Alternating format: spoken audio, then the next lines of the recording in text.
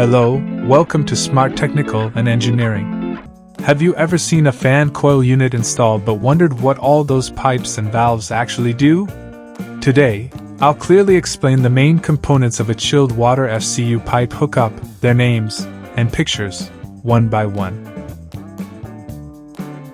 FCU coil.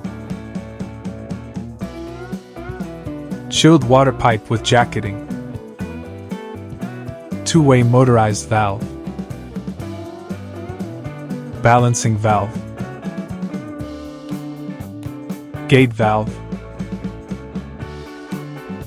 Mini ball valve. Pressure gauge. Thermometer. Strainer. Flexible connector. Pete's plug. Union. T. Nipple.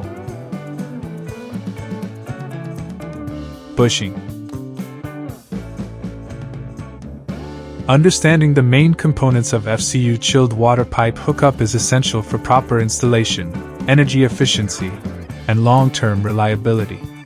If you found this video helpful, like, follow, and subscribe for more HVAC and building services tutorials.